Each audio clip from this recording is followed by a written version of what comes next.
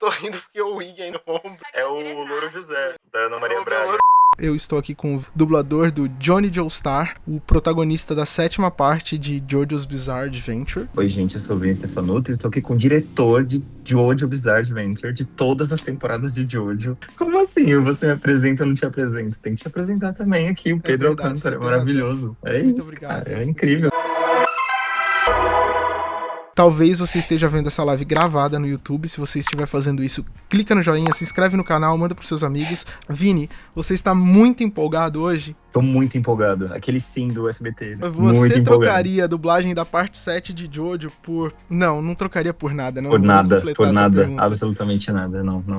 Vini, fala pra gente agora, pra gente evitar spoilers sobre a parte 7. Eu vinha pensando nessa pergunta aqui. Qual é o seu Jojo favorito do primeiro universo? Do primeiro universo vai ser a Jolene. Com certeza. É a Jolene. Meio disparado, assim. Do tipo, assim, os outros Jojos e a Jolene, assim. Eu gosto muito dela. Muito, muito mesmo. Ela é demais. A Jolene também é a minha favorita, mas antes dela, o meu favorito era o Josuke. Porque eu gostava muito Eu gosto muito da parte 4, eu gostava muito da ideia da gente ter um personagem que não tem nada de grandioso e épico quanto os heróis anteriores, e também o fato de conviver ali a contradição entre um cara que é um delinquente e ao mesmo tempo ele tem bom coração, ele é muito bonzinho e querido. Eu achava que era uma dualidade interessante. Com poder de cura, com uma bondade, né? Bondoso. Tipo, exatamente o oposto. Mas eu gosto muito do Joseph também. Eu aprendi, na verdade, a gostar mais do Joseph por conta de uma amiga, por conta da visão que ela tem do personagem, e aí eu acabei pegando um pouco disso pra mim, de ser um personagem divertido. A dublagem ajudou muito nesse aspecto. A dublagem do Briggs e do Mauro Ramos ajudou muito a deixar ele mais carismático e trazer mais essa personalidade marcante do Joseph, e aí eu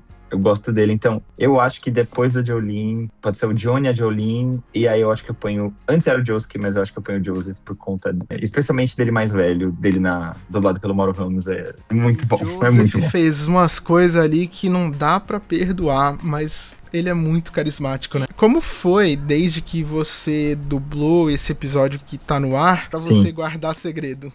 É que guardar segredo a gente tá muito acostumado a fazer isso, né? Por conta da nossa profissão. Mas é que nem então todo segredo é igual esse, né? Não mesmo. Foi difícil. Eu acho que assim, são poucos projetos que a gente guarda o segredo e fica mordendo o dedo. Tipo assim, eu não vejo a hora de sair. E aí eu acho que esse foi o mais, assim, até hoje o mais que eu... Meu Deus! Fiquei muito assim. Eu tava muito empolgado, eu estou empolgado. Eu gosto muito de Jojo, muito do Johnny, gosto muito do Pedrinho. São muitas coisas a se gostar, então foi difícil. Vini, se você fosse ser uma pessoa, que pessoa você seria? Se eu pudesse ser uma pessoa, que pessoa eu seria? Eu seria eu mesmo, eu seria o Vini mesmo, e é isso aí. Vini, você pode contar pra gente como foi que eu te abordei pra falar de Jojo sem você saber sobre isso? Ai, que doideira. Cara, eu vou muito contar isso nos eventos, tá? Vou contar muito isso nos eventos. Foi uma doideira, porque assim, eu sou um cara muito sentimental, eu sou muito...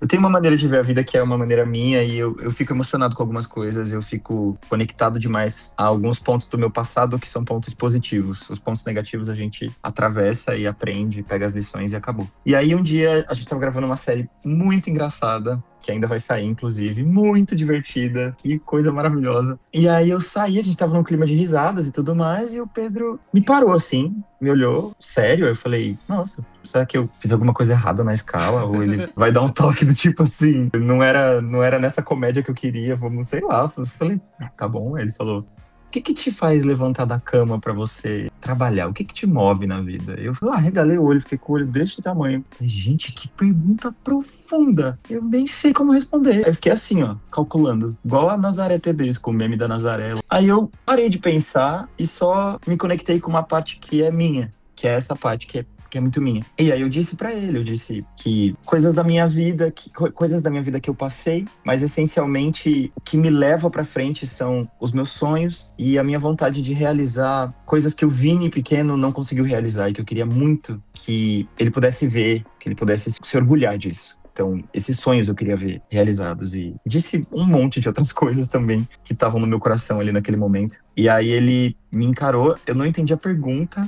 e ele me encarou, sorriu e falou, então tá bom, muito obrigado. Eu falei, de nada. Abracei ele, abracei a técnica, e aí quando eu tava pra sair, Aí você disse alguma coisa relacionado à opção. Obrigado por ser uma grande opção pra mim, minha primeira opção, alguma coisa assim. E aí Agora eu vou contar o meu lado da história. Aí eu com a cabeça assim, gente, eu juro, eu tava assim, ó, tá bom. Aí eu abracei a técnica, abracei ele e saí, sem entender muito bem. Aí passou umas 3 semanas, eu acho, né? Aí eu cheguei em casa, num dia normal, fui trabalhar, enfim, dublei o dia todo, voltei. Abri meu e-mail, era à noite, muito tarde. E aí abri o contrato lá. E com um nome aleatório, porque a gente usa muito codinomes na dublagem, né? A gente não usa o nome dos projetos, não é seguro ficar usando o nome dos projetos. Sim. E aí eu cliquei lá, era tipo assim, um nome X, 7ª temporada. Aí eu fiquei, que série é essa? Nunca vi na minha vida. A hora que eu cliquei, embaixo tava o nome no contrato. Johnny Joestar. Na cadeira que eu estou sentado agora, nesta cadeira, eu tava aqui, eu fiz assim, eu encostei e fiz assim, ó. E lágrimas. Chorei muito, muito, muito. Aí já mandei mensagem pro Pedro, aí já fiquei maluco. Falei, meu Deus! Ele falou, vai ser lindo. Vai ser demais. Eu confio que os atores que são dedicados e competentes, eles podem entregar qualquer coisa que eu quiser, qualquer tipo de trabalho. Então eu sei que uma pessoa que nunca passou por alguma jornada na vida dela que tenha necessariamente a ver com o que tá ali, consegue me entregar. Entretanto, se aquela pessoa tiver alguma coisa, já tiver alguma coisa dentro de si que aquele papel tem, vai ser muito mais genuíno. E na dublagem a gente precisa disso, né? Então, quando eu ouvi o primeiro episódio, eu tava escolhendo o elenco, eu ouvi a voz, pensei em dubladores que tinham voz parecida, e aí eu considerei o Vini, e eu ia dirigir o Vini no projeto que ele comentou. Eu pensei, vou encontrar o Vini essa semana, e aí eu fiz a pergunta pra ele. E aí o legal foi que quando ele respondeu, eu tava ouvindo o Vini contando várias coisas sobre a vida dele, e depois de certo ponto, eu não tava mais ouvindo o Vini, eu tava ouvindo o Johnny Joestar. E aí eu pensei, pronto, tá aí, é isso, tá decidido. Firmei que ia ser ele, cheguei em casa, mandei o e-mail ali com o elenco e falei, bom, agora é isso, chegando o dia aí pra gente gravar, a gente grava, pronto. E essa foi a história do meu ponto de vista. Fica mais bonitinho do seu ponto de vista. Do seu ponto de vista tem um negócio muito fofo, cara. Eu tava ouvindo o Vini e comecei a ouvir o Johnny. Nossa! Mas pra mim é exatamente o contrário. Eu acho que você contou de um jeito muito mais legal. O que importa é que temos aqui a história dos dois pontos de vista, que é uma coisa muito rara, né? Todo dia que a gente ouve os dois pontos de vista de uma história. E a gente ouve muita história cabulosa. Essa foi uma história legal, com 2 pontos de vista. Então tá todo mundo no lucro aqui. O Fih falou, só pra ajudar nos comentários, assisti o primeiro episódio e curti muito que o protagonista é cadeirante e eles tratam de uma forma que não limita ele pra fazer as aventuras doidas. Eu também acho isso incrível. Eu gosto muito quando a deficiência é tratada como uma deficiência, ou seja, ele enfrenta todos os problemas que uma pessoa com deficiência enfrenta,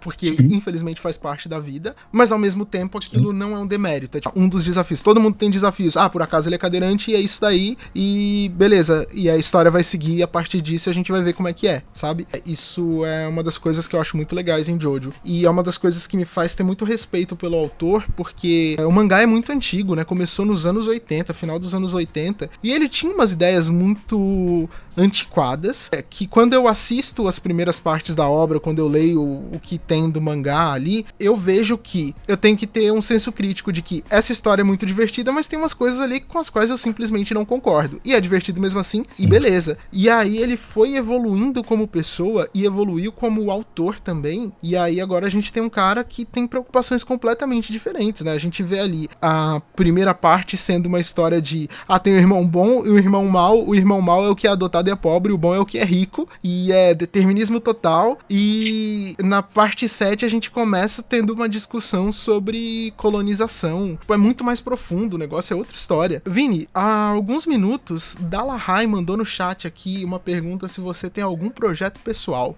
Eu tenho, cara. Eu tenho um projeto pessoal, que é o Hokkaidos, é um audiodrama. Ele lança, toda segunda-feira tem episódio novo, tem no Spotify, apenas no Spotify por enquanto. Mais pra frente eu planejo colocar o Hokkaidos no YouTube, e eu planejo de fazer uma outra parada com o Hokkaidos, assim, talvez não sei se uma sequência, não sei se o Hokkaidos tem como ter uma sequência, mas o universo do Hokkaidos tem pelo menos mais uma história pra ser contada. Eu queria ter contado junto com esse grupo e não consegui, então, enfim, lança toda segunda-feira, tá no Spotify e é bem legal, bem divertido. É uma experiência sonora muito doida, com muitos personagens. É muito difícil pra mim falar da trama, mas enfim, é isso. É legal. Vai lá, se você Fica aí a tem 16 anos ou indicação. mais, vai lá escutar. Falando aí Eu, em coisas além de Jojo, mas voltando pra dublagem, como é que foi que você começou a dublar? eu comecei a dublar em 2019, no final de 2019. Eu fiz 2 faculdades, eu fiz artes cênicas e rádio e TV, mas sempre tive paixão pela dublagem.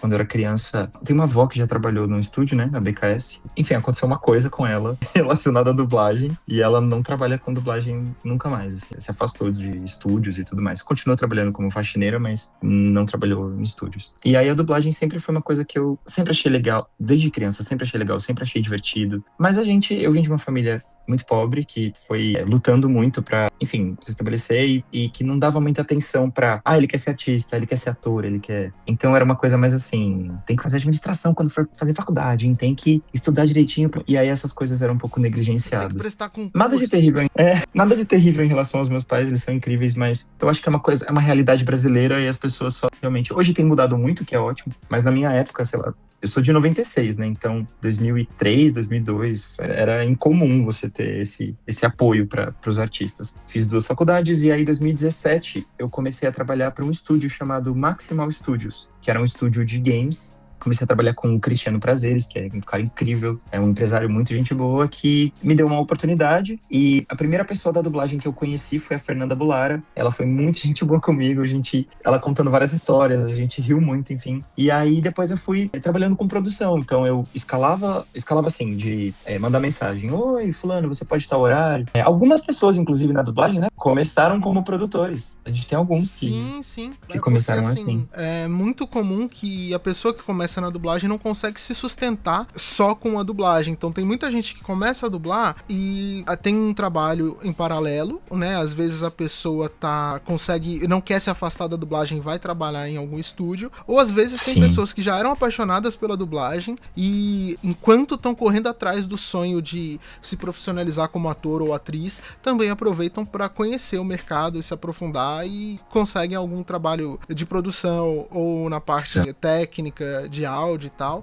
E a dublagem é difícil, gente. A dublagem, ela é um mercado difícil, uma indústria difícil. Eu deixo isso claro para todas as pessoas que me perguntam ou que falam assim, queria muito ser dublador. E eu falo, é difícil pra caramba, assim. Tem muitas etapas difíceis na dublagem. E aí, assim, 2017 fui trabalhando de produtor, e aí 2018 eu conheci o Felipe Zilce, o Felipe Zilce e a Letícia Quinto, que eu considero meu padrinho e minha madrinha da dublagem, porque eles foram juntos, assim, vamos lá. E aí eu peguei em 2018, em 2019 eu fiz minha primeira escala de game dentro da Maximal, que foi Last of Us 2, fiz uma ponta no Last of Us 2, e aí o Zilce viu, e ele falou, quem é esse menino? É o Vini? Aí o Chris falou, Aí ele falou, quero falar com ele porque eu acho que ele tem um potencial, quero trocar uma ideia com ele. E aí ele trocou uma ideia, falou, vou te mostrar algumas coisas do mercado, quero trocar ideia com você. Meio que fazendo o caminho das pedras, assim. O Felipe Zilce é um cara muito gente boa e ele foi um dos caras que no começo, assim... Até hoje, na verdade, a gente tem amizade, troca ideia, mas no começo ele foi muito, muito paizão nesse sentido. E a Letícia Quinto é a mesma coisa. Ela ficou sabendo que eu queria muito dublar e me deu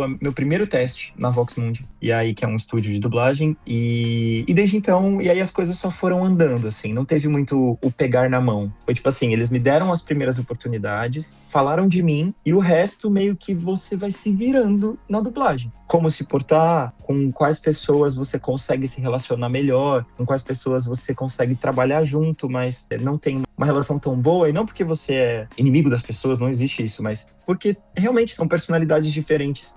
E aí as coisas só foram acontecendo. Fui pegando outros testes, conhecendo outras pessoas, fazendo alguns amigos, e a coisa foi fluindo. E aí você vai aprendendo, né? Agora 2026, eu aqui agora. É difícil, porque o Johnny é uma etapa muito legal, e eu sei que há muitos anos atrás eu não conseguiria fazer da mesma forma que eu tô fazendo hoje. E mesmo fazendo hoje, eu tenho aprendido muito.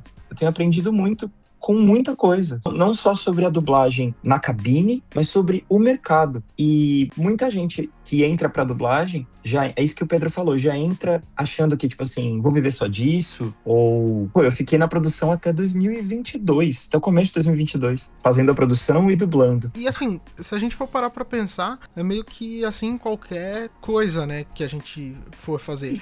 Claro, Total. a dublagem tem muitas particularidades, mas a gente tem que pensar, nossa, pô, eu comecei na dublagem e ainda não tenho um protagonista, eu tô há 3 meses dublando e não dublei um protagonista. Cara, você não vai entrar em nenhuma empresa virar CEO, né? Tipo, não é assim que funciona. É verdade. Alguém perguntou ali, qual foi o maior desafio na dublagem de Jojo? Pra você e pra mim. Cara, foi muito desafiador pra mim, não só porque eu tava entregando tudo, e eu falei pro Pedro, a hora que eu entrei na cabine, eu olhei pra ele e falei, eu vou entregar tudo, cara. Mas porque tinha uma parte emocional também que eu tava mantendo em mim. O papel do ator é entregar o que você precisa pra aquela obra e se conter, se contenha. Tipo assim, eu tô fazendo Jojo e adoro o Jojo. Não interessa. Eu tô lá pra fazer um trabalho e cumprir com esse trabalho com o melhor que eu posso. E era muito difícil porque eu amo o Jojo. Então eu tava tipo assim... A gente tem que fazer o trabalho independentemente... A dedicação que a gente tem pro negócio que a gente ama é a mesma que a gente tem pra e que não gosta, que a gente acha ruim. exato. Eu dirijo Exato. uma série que eu não vou falar qual que é, mesma. porque não tem nada a ver, mas eu acho a série muito ruim. Aí eu vou lá e dirijo e faço o trabalho direitinho.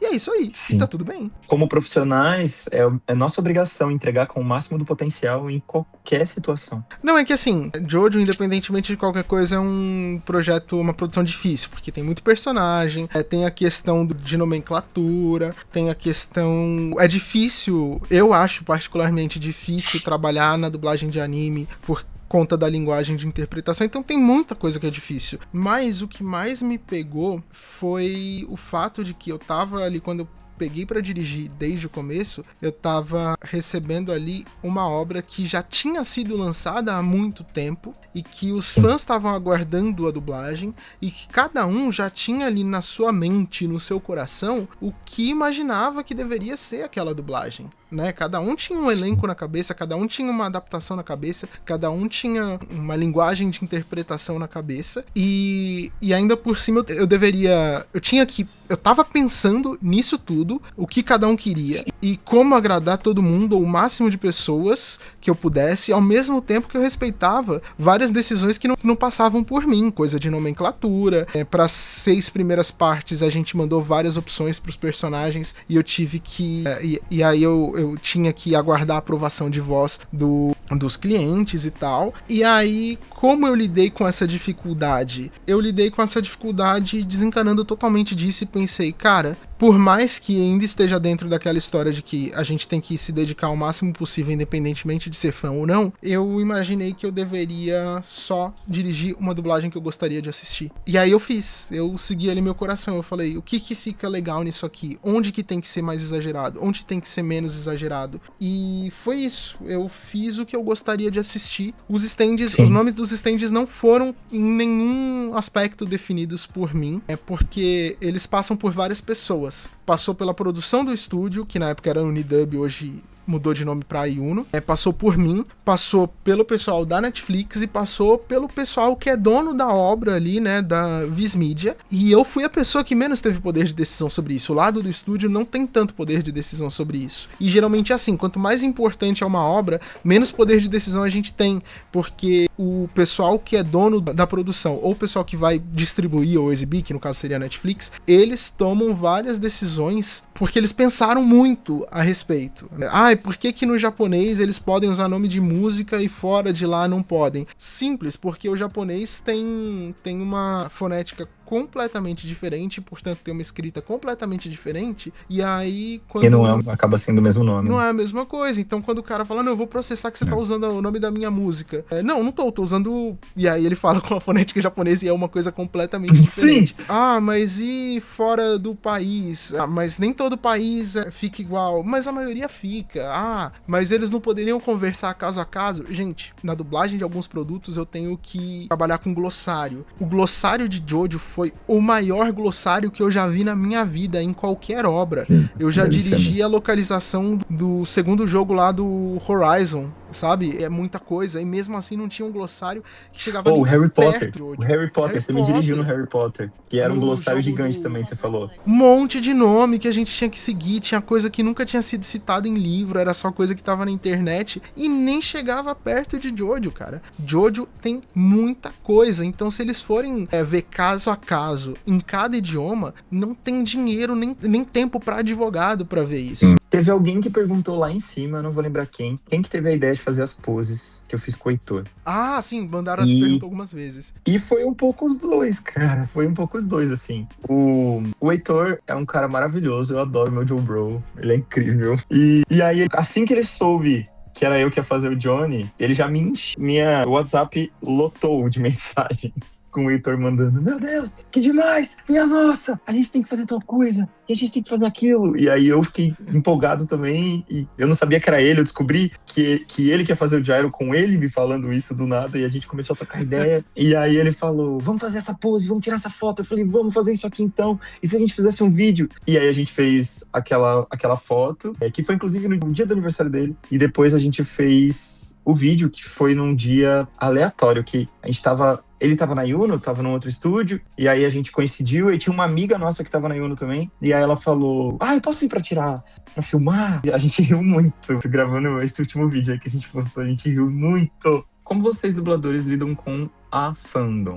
Parabéns a todos, obrigado. O anime já é o mais bem avaliado do Anime List. Nossa, que tudo, nem vi isso. Cara, eu não sou... Apesar de ter postado a pose com o Heitor e ter postado o vídeo e tudo mais, eu sou o cara mais dentro da minha toca e no meu canto que existe. É muito difícil pra mim postar e fazer coisas. A pessoa que tem, inclusive, me incentivado a fazer isso é o Heitor, que é um cara muito gente boa. Mas, no geral, eu sou muito quieto. Se você abrir meu Instagram, você vai ver que tem... Antes do Jojo, tem, 3 posts de 2020. Um de 2023, 2 de 2024 e acabou. Então, é muito difícil eu ver alguma coisa, comentários ou sei lá o que, de algo que eu fiz, assim, sabe? Incrível. O pessoal falou: Pedro, você tem que chamar todos os Jojos pra uma live. Cara, você não tem ideia do rolê que foi pra essa live aqui acontecer. Imagina juntar tanta gente, que são 8 Jojos, porque são 7 Jojos e um deles teve 2 dubladores. Pra você ter uma ideia, ó, isso aqui é o que estava acontecendo enquanto... O problema então, assim, que deu. muitas coisas acontecem. Cara, então... mais fácil vocês pedirem isso pra CCXP. Fala assim, ó, chama o diretor de Jojo e todos os Jojos que já tiveram. E aí faz um mega painel com todos os Jojos. Aí vem o Wendel Bezerra, Guilherme Briggs, o Pedrinho, o Mauro, entendeu? Todos os Jojos no palco. Ai, seria legal, hein? Vou falar de coisa polêmica aqui. Polêmica, alerta. Que não tem nada a ver com a parte 7. Porque a parte 7, a única coisa que se tem é o primeiro episódio e é isso aí. Mas na época da parte 6, o pessoal ficou muito exaltado por conta da forma como foi lançado. Que foi lançado em lotes espaçados. E aí, não é nenhum problema o pessoal preferir que seja feito de outro jeito, mas tem algumas reflexões a respeito que eu gostaria de trazer. A primeira é a seguinte: gente, dá pra assistir, tipo, eu prefiro assistir, eu não gosto de assistir tudo de uma vez. Você pode. Mas o pessoal vai postar spoiler. Já existe um mangá, então, tipo, essa discussão já não é mais uma questão. Spoiler vai estar pipocando aí pra todo lado e paciência. Eu não quero pegar spoiler. Assiste tudo de uma vez. Prefiro assistir um de cada vez. Assiste um de cada vez e tá tudo certo. Beleza, esse é um ponto. O outro ponto é que o pessoal tomou como uma ofensa pessoal direcionada ao público de Jojo. E galera, não é bem assim. Não tem nada a ver. Tipo, foi tal pessoa ou tal empresa que decidiu isso só porque me odeia. Gente, nós como pessoas não somos tão importantes assim, tá? Vamos levar em consideração que nada disso... Alguém não acorda um dia e fala: eu vou lançar isso aqui pra irritar o @fã de Jojo 2006. Não é assim. O negócio de lançar lotes todos de uma vez é uma dinâmica da televisão e do sistema de streaming. A gente pode gostar, pode não gostar, cada um pode ter a sua opinião, inclusive pode e deve manifestar, mas tomar isso como uma coisa pessoal que foi feita por um lado contra o fandom de Jojo, isso não é que é inadequado ou errado, isso é loucura. Então, galera, respira fundo, tá tudo certo. A gente vai assistir Jojo, ou antes ou depois, e vai ser legal. Pode assistir tudo de uma vez, pode assistir um por semana, quando tiver, e beleza, e tá tudo bem, não, é só não sofrer. A galera que mandou mensagens carinhosas aqui, vocês são os fofos, valeu aí pelo... Também foi um prazer conhecer vocês. Isso, todo galera. mundo que mandou, que ficou emocionado com a história que a gente contou, de como foi quando eu recebi a mensagem que eu ia dublar o Johnny e tudo mais. O Johnny é, sim, atualmente o maior personagem da minha carreira, por 1 milhão de motivos, e é um prazer. Isso está sendo feito ao lado do Pedrinho, que é uma pessoa que eu admiro, é um dos profissionais mais responsáveis, éticos e incríveis que eu conheço, e uma pessoa muito capaz para lidar com um projeto tão difícil como o Jojo. E tão amado por tantas pessoas. Então, que prazer poder fazer isso ao seu lado, amigo. Você é incrível.